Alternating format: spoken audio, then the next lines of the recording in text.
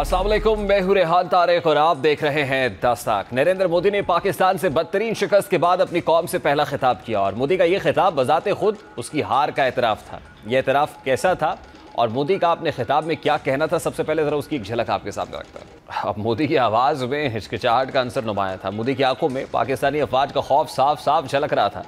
नरेंद्र मोदी के चेहरे के तासुरात ज़बान का साथ नहीं दे रहे थे, वो इंतहाई दिफाई पोजीशन में नजर आ रहे थे। और दर हकीकत पाकिस्तान से इबरतनाक शिकस्त के बाद नरेंद्र मोदी अपने खिताब में डरा हुआ, सहमा हुआ और बेचैन नजर आया। इसके चेहरे के तासुरात और ज़बान से वाज़ेह था कि वो शदीद जहनी दबाव में है। यही वजह थी कि मोदी की तकरीर में एतमाद का फुकदान था। तकरीर से साफ साफ जाहिर हो रहा था कि वो पाकिस्तान से हार का सदमा बर्दाश्त नहीं कर पा रहा और वो इस वजह से शदीद नफसियाती दबाव का शिकार है। इसके हाथों की बेसाख्ता लर्जिश, बार बार सर हिलाना और बेचैनी के आसार ये बता रहे थे कि वो इस शिकस्त को बहुत शिद्दत से महसूस कर रहा है। मोदी ने अपनी तकरीर में एक नाकाम कोशिश की कि वो अपनी आवाम को हौसला दे, लेकिन इसका अपना जो हौसला है वो जवाब दे गया। ऐसे में वो अपनी आवाम का हौसला कैसे बढ़ाता? हकीकत यह है कि मोदी की आवाज़ में हार की चुभन महसूस हो रही थी। उसकी गुफ्तगू से वाज़ेह था कि वो ख़ुद को एक शिकस्त खुर्दा रहनुमा के तौर पर महसूस कर रहा है। मोदी की हालत एक ऐसे शख्स की अक्कासी करती है जो अपनी जहनी ताकत खो बैठा है और अब उसे अपनी सियासत की राह में शदीद रुकावटों का भी सामना है। बहरहाल अब मोदी का ये खिताब सियासी हलकों में बहुत ज़ेर बहस रहा। मोदी के हालिया खिताब पर सियासी तज्ज़ियाकार और माहिरीन नफ्सियात जो है वो इसके पीछे छुपी जो नफ्सियाती कैफियत है उस पर गहराई से रोशनी डाल रहे हैं। उनके ख्याल में मोदी की हालत एक ऐसे शख्स की है जिसने एक बड़े और कठिन वक्त में अपनी खुद एतमादी को खो दिया है। अपने खिताब के दौरान मोदी ने एक तरह से वाज़ेह इशारा किया है कि वो इस शिकस्त को कबूल कर चुका है, लेकिन उसकी ज़बान ये बता रही थी कि वो अभी भी इस शिकस्त को हज़म नहीं कर पा रहा। मोदी का ये खिताब इसलिए मजाक बन चुका है और वज़ीर दिफा ख्वाजा आसिफ भी तंज़िया अंदाज में मोदी के खिताब पर रद्द-ए-अमल दे रहे हैं। वो क्या कहते हैं ज़रा उस आपके सामने रखता है। नरेंद्र मोदी के अपने पॉलिटिकल अपोनेंट्स भी, अपनी ऑपोजिशन भी इस पर सवाल उठा रही है। अब नरेंद्र मोदी की गीदड़ भभकियों पे नायब वज़ीर आज़म वज़ीर ख़ारजा इसहाक़ डार वाज़ेह तौर पर यह कह चुके हैं कि सिंध ताश मुआहदे की मुअत्तली जंग के मुतरादिफ समझी जाएगी। इस वक्त सीज़ फायर है। एज ऑफ नाउ DGMOs की दोनों तरफ से हॉटलाइन पर बात हो चुकी है। डिप्लोमेटिक फ्रंट ओपन हो रहा है, नहीं हो रहा, और ऐसे में नरेंद्र मोदी नैरेटिव बिल्डिंग की, नैरेटिव क्राफ्ट करने की कोशिश कर रहा है। इस सारे मामले पर what is the way forward now, अब क्या होना चाहिए? सीनियर तज्जियाकार मोहसिन बेग साहब ने हमें ज्वाइन किया है। अस्सलाम वालेकुम मोहसिन बेग साहब, बहुत बहुत शुक्रिया आपके वक्त के लिए। आई एम श्योर आपने नरेंद्र मोदी का खिताब सुना होगा और उसकी एक झलक आपने नाजरीन को भी दिखाई है। इस पर ज़ाहिर है हर तरफ से जो है वो लेते हो रही है, भारतीय ऑपोजिशन भी कर रही है।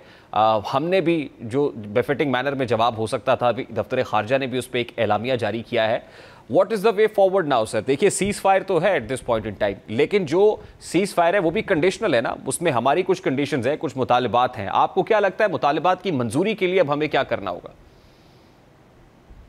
बहुत शुक्रिया रेहान। बेसिकली मोदी साहब का जो खिताब था, मैं उनको एक मार्जिन देना चाहता हूँ। उन्होंने अपनी साख रही खई जो भी बची है उसको बचाने के लिए ये एक पॉलिटिशियन का जो कि शिकस्त खुर्दा हो, उसके पास कोई जवाब ना हो, अपनी अवाम को बताने के लिए, और ड्यूरिंग वॉर टाइम जो उनके लोगों ने बयानात दिए पाकिस्तान के बारे में और जो क्लेम्स किए, और वो मोदी साहब का ये ख्याल था कि पाकिस्तान को एक टेररिज्म एक्ट के जवाज बनाकर अटैक करना और इस जोग्राफियाई हिस्से में, इस खित्ते में अपने आप को एज ए पुलिसमैन शो करना, और जिन इंटरनेशनल कंट्रीज का उन्होंने सहारा लिया जिसमें इसराइल है और कुछ और एक आध कंट्री था, वो ये समझ रहे थे कि मैं पाकिस्तान को एक ऐसे नुक्ते पे ले आऊंगा जिसमें पाकिस्तान जो है वो जो मैं कहूँगा वो मानेगा। लेकिन अल्लाह को कुछ और मंजूर था, और ये जो एग्रेशन उन्होंने दिखाया और जिस तरीके से पाकिस्तान पे इल्ज़ामात लगाए, देखिए टेररिज्म के हम विक्टिम हैं और टेररिस्ट जो है वो हमें ही टेररिज्म का सबक सिखा रहा है। ये मोदी साहब तो खुद इंटरनेशनल टेररिस्ट डिक्लेयर है इंटरनेशनल कोर्ट से, जब इन्होंने गुजरात में मैसेकर्स किया मुसलमानों का। तो अब आके हमें ही इल्ज़ाम देना कि हम टेररिज्म प्रमोट कर रहे हैं और हम उसके विक्टिम हैं, हम उसको रोज भुगत भी रहे हैं, और हमारा ये कहना है एज ए रियासत पाकिस्तान कि जो बलूचिस्तान में जितनी फंडिंग है, इनका एक नेवी का जो ऑफिसर है गुलभूषण यादव, वो हमारी कस्टडी में है, उसके इतराफात सुन लीजिए। और जो ये अफगानिस्तान के जरिए हमारे जो ट्राइबल एरियाज थे और जो टीटीपी है या बलोच लिबरेशंस की बहुत सारी तंजीमें, उनको कौन फंड कर रहा है?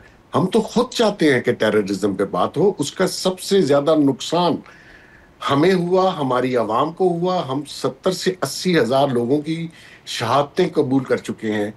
तो उसको जवाब बनाकर एक फॉल्स ऑपरेशन के जरिए हम पे अटैक करना, और हमने रिस्ट्रेन किया, हम इनको कहते रहे। लेकिन फिर आपने जब हमारी मिलिट्री जो है इंस्टॉलेशंस पे हमला किया, तो नेचुरली पाकिस्तान इतना कमजोर नहीं, हमने दिखा भी दिया, हमने फिर उसका जवाब दिया।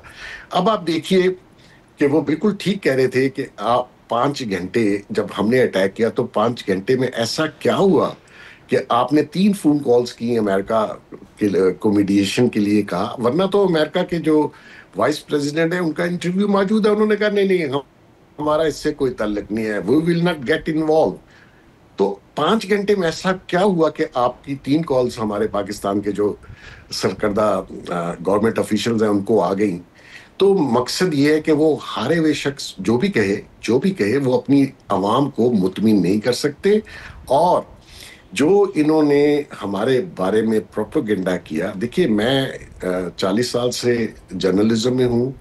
इंडिया में बहुत अच्छे जर्नलिस्ट मौजूद थे, लेकिन इस 10 से 12 दिनों में जो उन्होंने जर्नलिज्म किया है, वो खुद शर्मिंदा भी हैं और पूरी दुनिया हैरान भी है मेरे समेत, कि ये जर्नलिज्म का तरीकाकार और वो लैंग्वेज जो आप किसी कंट्री के लिए इस्तेमाल करते हैं, वो आपको कभी भी नहीं करनी जी, आप चाहिए। दुरुस्त फरमा रहे हैं सर। अब अपना गम गलत करने की कोशिश कर रहे हैं, कोई नैरेटिव क्राफ्ट करने की कोशिश कर रहे हैं, लेकिन कोई नैरेटिव मिल नहीं रहा है sir. At this point in time जब सीज फायर है, दोनों तरफ से तोप खाने खामोश है, गोला बारूद नहीं उगला जा रहा, तो डायलॉग का वक्त है, और डायलॉग अक्रॉस द टेबल होता है। जब अमेरिका ये कह रहा है कि वो मीडिएशन के लिए तैयार है, डोनाल्ड ट्रंप मीडिएशन कराएंगे, तो क्या हमने ये तस्लीम कर लिया कि हम डोनाल्ड ट्रंप की मीडिएशन में, जब हमने मान लिया कि हम सीज फायर कर रहे हैं, तो मीडिएशन में आगे बढ़ेंगे?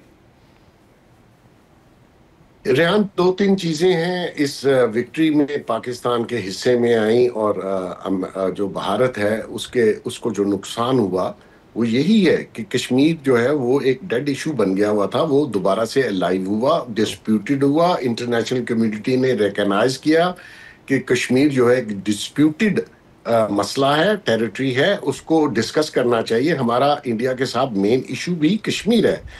तो ये तो खत्म कर चुके हुए थे 370 वो करके, तो ये तो समझते थे कि हमने कश्मीर हमारा हो गया। नहीं, तो इसमें पाकिस्तान की हर सतह पे विक्ट्री है।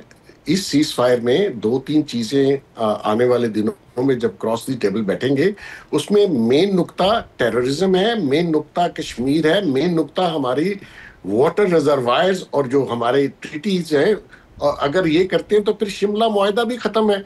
अभी आप देखेंगे शिमला मुआहदे में यही था कि थर्ड फ्री कश्मीर के इशू पे नहीं आएगा। तो डोनाल्ड ट्रंप को किसने रिक्वेस्ट की, अमेरिका को किसने रिक्वेस्ट की? हमने तो नहीं की, आपने की। अच्छा, डोनाल्ड ट्रंप ने हमसे पूछ के कश्मीर का इशू अपनी ट्वीट में डाला? नहीं। तो ये चीजें पाकिस्तान की फेवर में अल्लाह की तरफ से हुई हैं। हमें क्रॉस दी टेबल बैठ के ये सारे इश्यूज जो हैं वन बाय वन बहुत स्ट्रांगली, और अगर इंटरनेशनल कम्युनिटी को इन्होंने बीच में डाला है, हमने नहीं डाला, तो हमें फिर उनको बीच में लाना चाहिए कि आइए बैठिए और ये मसला सुन लें, ताकि इंडिया की जो गलत पॉलिसी 70 साल से रही, हठधर्मी रही, वो सारी दुनिया को उजागर हो। और जो कश्मीर का इशू है, वो यूनाइटेड नेशंस की सारी रेजोल्यूशंस पड़ी हुई हैं, तो वो इंटरनेशनल कम्युनिटी को बतानी चाहिए। और जिन्होंने हमें मजबूर किया कि आप सीज फायर करें, उनको साथ जरूर रखें। हमारी डिप्लोमेसी बड़ी स्ट्रांग होनी चाहिए, हमारी नेगोशिएशन टीम बड़ी स्ट्रांग होनी चाहिए, और दुनिया को ये सारे मसाइल बताने। देखिए रेहान, दूसरा पहलू ये है कि अगर फर्ज करें 6 महीने बाद अगर कोई और खुदा ना खास्ता कोई इशू बन गया, तो उसमें हम क्या करेंगे? आपको मेरी आवाज आ रही है? बिल्कुल बिल्कुल आ रही है। देखिए ये बिल्कुल दुरुस्त फरमा रहे हैं आप। देखिए एक और इंपॉर्टेंट कंपोनेंट भी है सर, वो ये कि अभी यूएस जाहिर है मीडिएट अगर कर रहा होगा और हम उसके लिए एग्री करते हैं, जाहिर है उनको ऑन बोर्ड लेके ये सीज फायर हुआ, उसमें एक बहुत बड़ा रोल है। तो दूसरी तरफ हमारा जो वॉर फ्रंट पे स्ट्रेटेजिक एलाय है वो चाइना है, तो क्या हम चाइना को ऑन बोर्ड लिए बगैर यूएस की मीडिएशन में इतना बड़ा इशू रिजॉल्व कर रहे जब जा रहे होंगे, तो क्या हम ये कर सकते हैं विद यूएस अलोन? देखिए, यूएस के अलावा जो इस सीज फायर में जिन कंट्रीज ने हमें कहा, वो हमारे बहुत ही ब्रदरली और फ्रेंडली कंट्रीज हैं। उनको भी इस इश्यूज का बहुत पुराना पता है। लेकिन पाकिस्तान आज जिस पोजीशन में आया है, ये पिछले 70 सालों में नहीं था। कुछ लोग हमें एज ए फेल्ड स्टेट समझ रहे थे, कुछ लोग हमें इग्नोर कर रहे थे।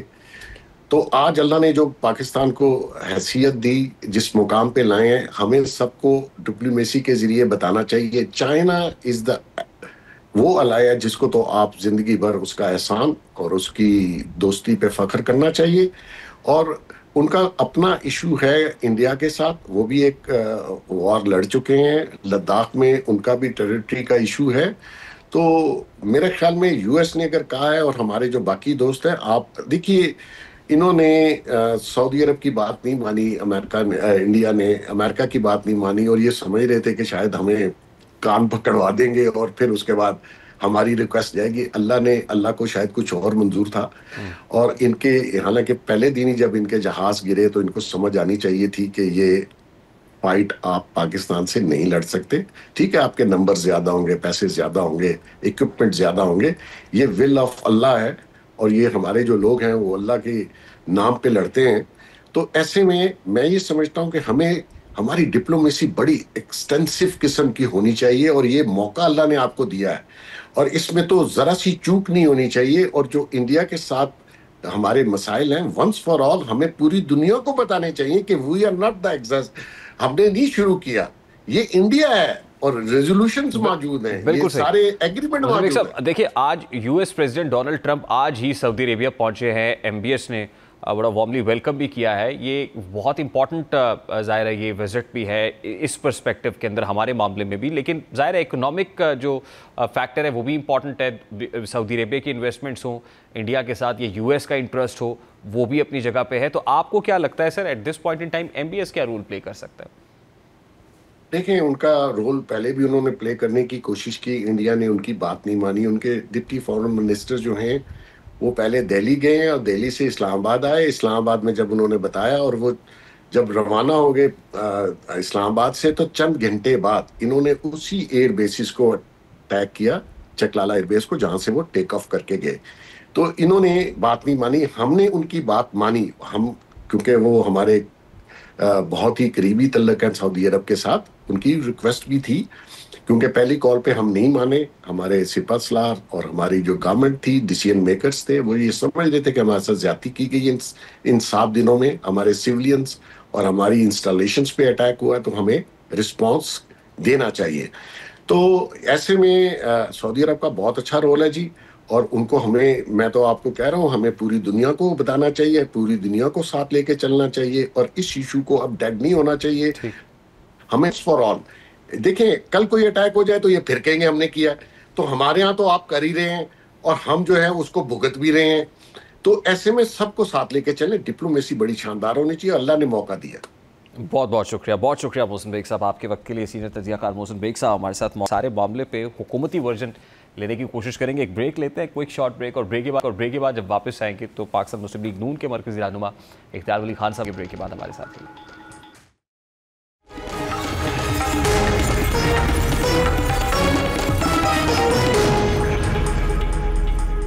इस वक्त पाकिस्तान मुस्लिम लीग नून के मरकजी रहनुमा इख्तियार वली खान साहब हमारे साथ मौजूद है। अस्सलाम वालेकुम इख्तियार वली खान साहब, बहुत बहुत शुक्रिया आपके वक्त के लिए। सबसे पहले तो नरेंद्र मोदी का खिताब, इस पर कोई दो राय नहीं है, एक हवास बाख्ता शख्स का खिताब है, लेकिन जो वो कह रहे हैं वो तो on contrary to what was agreed. Donald Trump की मीडिएशन से, अमेरिका की मीडिएशन से सीज़ फायर हुआ, लेकिन जाहिर है ये सीज़ फायर कंडीशनल है, उसमें आर्टिकल 370 35A का मामला है, टैरिफ फाइनेंसिंग का मामला है पाकिस्तान के अंदर, उसमें इंडस बेसिन ट्रीटी का मामला है। अब जब भारत ये कह रहा है कि ये इन सब पर बात नहीं होगी, तो फिर बात किस पे होगी और कैसे मामला आगे बढ़ेगा? What is the way forward now? Pakistan ने क्या कोई चॉक आउट किया है, कोई प्लान क्या है, कोई मैप किया है आपने कि क्या करने जा रहे हैं? बिस्मिल्लाहिर्रहमानिर्रहीम, बहुत शुक्रिया रेहान तारिक साहब। यकीनन हाँ, वो कुछ मैंने भी उसकी तकरीर सुनी थी और मेरे ख्याल में दैट वाज क्वाइट फनी। बड़ा उसका एक एंटरटेनिंग किस्म की उसकी तकरीर थी और उसको मतलब हर वो बात जब आपको असल कहानी का पता हो, वो कोई बंदा आके आपको झूठी कहानी सुनाना शुरू कर दे तो आपकी फीलिंग्स क्या होती हैं आप ख़ुद इसका अंदाज़ा लगा सकते हैं। यकीनन आप उसकी कहानी को एंजॉय ही करेंगे और आप उससे यही पूछेंगे अच्छा तो फिर और क्या हुआ, और वो झूठ बोलता जाए और आखिर तक बोलता रहे। नरेंद्र मोदी जो कहानी कल गढ़ने की कोशिश कर रहा था उसकी जो ओरिजिनल कहानी है वो दुनिया को मालूम है। पाकिस्तान ने कोई भी, हमें ऐसी कोई मसला नहीं था कि हम किसी को ये बोले कि हमारी गर्दन फंसी हुई है। सबसे पहले तो नरेंद्र मोदी ने झूठ बोला, वो झूठा शख्स है, मक्कार है कि पहलगाम का वाक़या जो है तो उसमें वो पाकिस्तान को लताड़ने की कोशिश कर रहा था, वो हमें इंगेज करने की कोशिश कर रहा था। हमारी पॉलिटिकल मूव बड़ी अच्छी और बड़ी कारगर रही जब हमारे वज़ीर आज़म ने पॉलिटिकल मूव लिया कि let's have a joint investigation of Pahalgam incident. आज तक ये उसका जवाब नहीं दे सका। दुनिया हमारे मौक़िफ़ की तायीद कर रहा है और दुनिया जो है हमारे साथ खड़ी हो गई। मुझे बताएं मोदी के साथ कौन खड़ा हुआ? क्योंकि वो झूठ बोल रहा था इसलिए उसके साथ किसी ने साथ नहीं दिया। और हमारे मौक़िफ़ की तायीद के लिए हमारे साथ कुछ ऐसी क़ुव्वतें भी हमारे साथ खड़ी हो गई जो उनका खड़ा होना हमारे साथ मजबूरी थी, क्योंकि हमारा मौक़िफ़ जानदार था, सच्चा था और वो एक वैलिड मौक़िफ़ था। वो भी आपने देख लिया। अब जहाँ तक ये बात है कि सीज़ फायर के लिए पाकिस्तान ने कोई किसी को अप्रोच किया, नो नेवर। सीज़ फायर तो तब हुआ, पहले तो आपने शरंगेज़ी की एक दिन, दूसरे दिन, तीसरे दिन, फिर आपको ये कह दिया गया कि अब आप तैयार रहिए, अब इसका जवाब भी मिलेगा। जब उसका जवाब शुरू हुआ तो आपको अंदाज़ा हुआ कि आपका S-400 सिस्टम टिक नहीं रहा। आपको अंदाज़ा हो गया कि आपके राफेल के तैयारे चील और कव्वों की तरह नीचे ज़मीन पर गिर रहे हैं। आपको अंदाज़ा हुआ कि आपके एयर बेसिस हमने बर्बाद कर दिए। आपको पता लगा कि पाकिस्तान आर्म्ड फोर्सेस ने और पाकिस्तानी एयर फोर्स ने आपकी वो तबाही फेर दी है कि उसका कोई आपने शायद सोचा भी नहीं था। और फिर आपका तो अपनी सोशल मीडिया के आपके जो पार्टी का पेज है वो भी हैक हो गया, आपके बिजली के फीडर जो थे वो भी हैक हो गए, आपका तो पूरा सिस्टम हमने जाम कर दिया। उसके जाम होने के बाद फिर आपने पकड़े हैं पैर ट्रंप मामा के कि हुण जी मेरी जान छोड़ाओ। बिल्कुल सही। इख्तियार वली साहब देखिए, सीज़ फायर हो गया, हम अमन चाहते हैं मगर जुल्म के खिलाफ अगर जंग लाजमी है तो फिर मुझे बड़ी अच्छी वो बात याद आई कि जब नरेंद्र मोदी गए हैं ट्रंप के पास तो उन्होंने यही कहा कि गल वध गई है जी, हुण तुसी संभालो।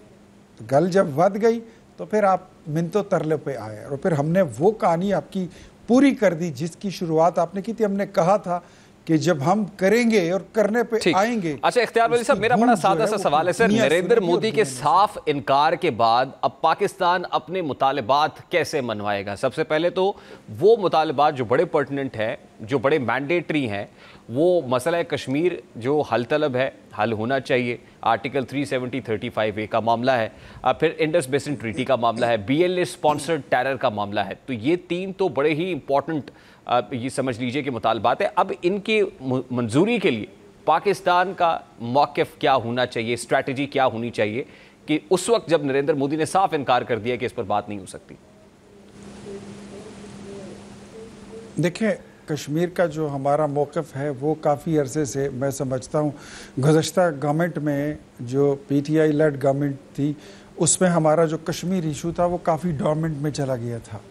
इस वाक़े से कश्मीर का वाक़या उजागर हुआ है और दुनिया को पता चला है कि पाकिस्तान और इंडिया के बीच में जो कोर इशू है वो क्या है, वो कश्मीर है। और कश्मीर पे अब बात होगी, कश्मीर के बग़ैर बात नहीं होगी। तो हमने वहाँ पे जाके उनके साथ बैठ के वो लता मंगेशकर के गाने हमने थोड़ी सुनने हैं, हमने वहाँ पर जगजीत सिंह की गज़लें सुननी है, या हम उस पर तबसरा करेंगे या मौसम पे तबसरा करेंगे? नेवर। बात होगी तो कश्मीर पे होगी, बात होगी तो जो इसने आबी दहशतगर्दी की थी उस पर होगी। बात होगी जो इसने दरअंदाजी की, इसने पाकिस्तान की तरफ एक गोली भी अगर इसकी हवाई आई तो उसको हमला तस्वीर। लेकिन इख्तियार भाई साहब होगी कैसे ये बात, मैकेनिज्म क्या होगा? देखिए हमारे डीजीएमओस की जो हॉटलाइन पर बात हुई, जिसको फर्स्ट राउंड ऑफ डिस्कशन कहा गया, वो यकीनन सिक्योरिटी डोमेन में हुई, सीज फायर के मामलात पे हुई, वायलेशंस इधर हो रही हैं उधर, मतलब इसकी निशा, ये तो सिक्योरिटी डोमेन की गुफ्तगू है। डिप्लोमेटिक फ्रंट पे अभी तक क्या कोई चैनल ओपन हुआ है? अब नहीं हुआ तो क्यों नहीं हुआ, होगा तो कैसे होगा? अब न्यूट्रल वेन्यू से मुतालिक भी उन्होंने साफ इनकार कर दिया कि कोई न्यूट्रल वेन्यू अभी काबिल कबूल नहीं है। फिर ये मामलात आगे बढ़ेंगे कैसे? मेरे ख्याल में this is so early to talk about, because इसमें जो सालिस किरदार अदा किया है वो अमेरिकन प्रेसिडेंट ट्रंप ने किया है, और अभी तो ये बहुत इनिशियल स्टेज है। तीसरी पार्टी की जब बीच में मौजूदगी होगी, बात होगी, तो वहाँ पर ये बातें उठाई जाएंगी। डीजीएमओस कब तस्लीम करेंगे और वहाँ पे बैठ के इन बातों पे किस तरह बात हो सकती है, आई डोंट थिंक सो। वहाँ पर जितनी बात हो सकती है, जितना उनका डोमेन है, जितनी वहाँ पे नहीं, हमने ये तय कर लिया सर कि ट्रंप की सालिसी में इस मामले को आगे लेके चलेंगे। सालिस तो वही है फिलहाल, इस वक्त कोई तीसरा सालिफ तो फिर क्या हमने चाइना को ऑन बोर्ड लिया है सर इस मामले पे? का किरदार अब अगर आगे डेफिनेटली हम उनको ऑन बोर्ड देंगे, and they are ready for it कि ठीक है जो डोनाल्ड ट्रंप इसमें मीडिएशन कर रहे हैं, वी आर विद यू। नहीं, वो तो देखिए, जब आप इस तरह की कोई इंटरनेशनल डायलॉग्स होते हैं और उसमें इश्यूज को डिस्कस किया जाता है, उसके टीओआरस बनते हैं। टीओआरस बनने दें, टर्म ऑफ रेफरेंस बनेंगे, उसके बाद तय होगा कि हमने किस इशू पे हमारी बात होने जा रही है और उस पे हमने बात क्या करनी है, हमारा मौकफ क्या है और उस पे हमारे इत्तेहादी कौन रहे हैं और हमारा मुखालिफ हाउ कौन long will it take to do that sir? मैं सिर्फ आपको याद कराना चाहता हूं सर, 2019 में भी डोनाल्ड ट्रंप ने कहा था कि मैं मीडिएशन के लिए तैयार हूं मसला कश्मीर के मामले पर। उसके बाद हमने देखा कि कश्मीर में आर्टिकल 370 35A रिवॉक होता है। अब फिर वो ये बात कर रहे हैं। अब हम नरेंद्र मोदी से क्या एक्सपेक्ट करें? आपको पता है वो तो बीजेपी माइंडसेट का आदमी है, वहां पे तो अजीत डोभाल, जयशंकर और ये सब, जय शाह मिलके ये सब फैसले कर रहे हैं। 4 लोग हैं जो इस वक्त मामलात को चला रहे हैं। तो जो माइंडसेट वो रखते हैं और जो करना चाहते हैं वो हमने माजी में भी देखा है। क्या हम इंतजार करेंगे? नहीं, ये अब आपको बताऊं कि जब वो इंडियन पायलट को चाय पिला के वापस भेजने वाले यहाँ पर ना कोई कुव्वत बैठी है, ना उस तरह की पॉलिटिकल गवर्नमेंट है। बात होगी तो अपने वसाइल पे होगी, बात होगी तो कोर इश्यूज़ पर होगी, जो मैंने आपको इससे पहले बता दिए। चाहे उसमें सालिस कोई भी हो, टर्म ऑफ रेफरेंस तय होने के बाद फिर हम देखेंगे, हम अपने को जो हमारे इत्तेहादी हैं, जो हमारे एलाइज हैं, specially I am talking about China. America भी हमेशा इंडिया को बचाने के लिए आया है। हमने भी ये देखा है 370 के मामले पर हमने उसको कभी तस्लीम किया ही नहीं है। 370 का जो मामला है उसको हमने कभी माना ही नहीं है। 1 मिनट की खामोशी या 2 मिनट की खामोशी और हर जुमे को एक जुलूस, वो उसका कोई हल तो नहीं है।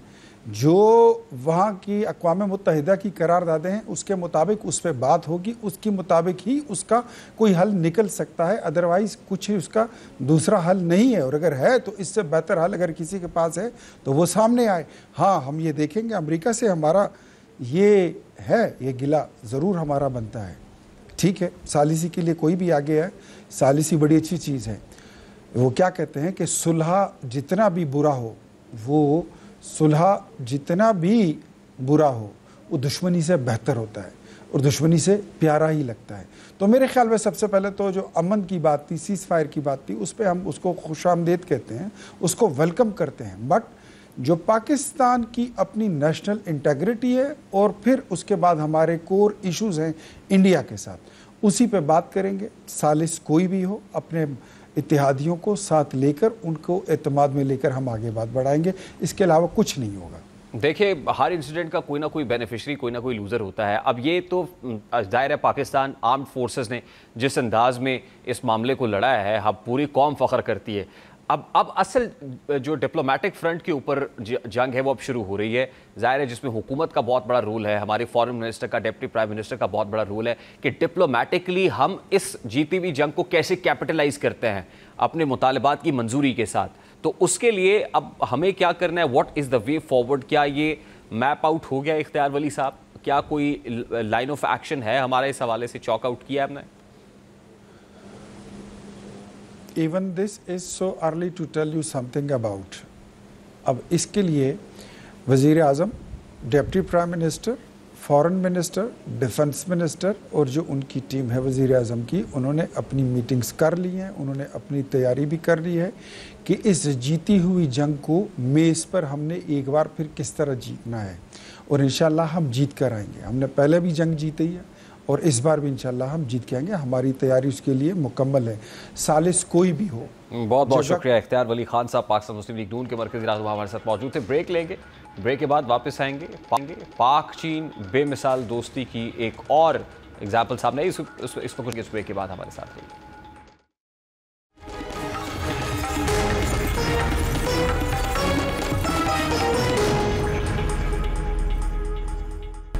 भारत को पाक चीन दोस्ती पहले ही एक आंख नहीं भाती और अब भारत की पाकिस्तान के हाथों बदतरीन शिकस्त के बाद पाक चीन बॉर्डर पर पाकिस्तानी और चीनी फौजियों के एक साथ रक्स की वीडियो ने भारत में यकीनी तौर पर तूफान बपा करके रख दिया होगा। सोशल मीडिया प्लेटफॉर्म्स पर एक दिलचस्प वीडियो तेजी से वायरल हो रही है। ज़ेरे गर्दिश वीडियो में पाकिस्तानी नौजवानों को चीनी फौजियों के साथ महवे रक्स देखा जा सकता है। वीडियो में चीनी और पाकिस्तानी फौजियों के चेहरे पर खुशी और हंसी है। ये वीडियो में देखा जा सकता है कि चीनी फौजी ना सिर्फ उर्दू ज़बान में जो है बोलते हुए दिखाई दे रहे हैं, बल्कि गाने पर रक्स भी कर रहे हैं, बल्कि पाकिस्तान फौजियों जैसा डांस करने की कोशिश भी कर रहे हैं। सोशल मीडिया पर वायरल ये वीडियो जहां पाकिस्तान और चीन के दरमियान मजबूत दोस्ती का मुंह बोलता सबूत है, वही ये बात भी वाज़ेह है कि पाकिस्तान की जीत और खुशी को चीन अपनी खुशी और जीत की तरह महसूस करता है।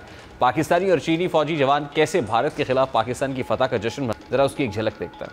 अब पाक चीन दोस्ती की इस मिसाल ने जहां आलमी मंजरनामे पर पाकिस्तान और चीन की करीबी रफाकत को साबित किया है, चीनी और पाकिस्तानी फौजियों का एक साथ रक्स देखकर मोदी सरकार के दिल पर छुरियां चल रही होंगी, क्योंकि ये रक्स इसके ज़ख्मों पर नमक पाशी के मुतरादिफ है। ये रक्स भारत को ये पैगाम दे रहा है कि पाक चीन ताल्लुकात इतने मुस्तहकम है कि दोनों कौमें एक दूसरे की खुशियों और कामयाबियों में बराबर की शरीक हैं। अब मुमकिन है कि आने वाले दिनों में भारत के सियासी हलकों में इस वीडियो को लेकर बहस और तकरार जारी रहे, लेकिन एक बात वाज़ेह है कि चीन पाकिस्तान की खुशी में खुश है। हालिया दिनों में जब पाकिस्तान ने भारत के राफेल तैयारे तबाह किए थे, तो तब भी चीनी मीमर्स ने भारत का एक वीडियो में मनाया था। से तवक्कुफ के बाद पाकिस्तान में PSL की रौनकें एक बार फिर बहाल होने जा रही हैं। इस बात करेंगे इस ब्रेक के बाद हमारे साथ।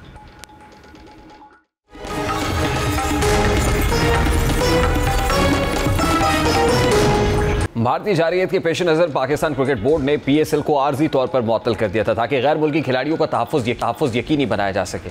उस वक्त ये फैसला क्रिकेट के शायकीन और खिलाड़ियों के लिए एक मुश्किल मरहला था, क्योंकि गैर महफूज हालात की वजह से इवेंट को रोकना नागुज़ीर था। लेकिन अब पाक भारत के दरमियान जंग बंदी के बाद क्रिकेट की दुनिया में खुशियाँ लौट आई हैं और पाकिस्तान सुपर लीग 10 का मेला दोबारा सजने जा रहा है। PSL के बकिया मैचेस 17 मई से शुरू होने जा रहे हैं और इस हवाले से chairman Pakistan cricket board Mohsin Naqvi ने बाकायदा ऐलान किया है कि मैचेस 17 से 25 मई तक खेले जाएंगे, जबकि फाइनल 25 मई को होगा।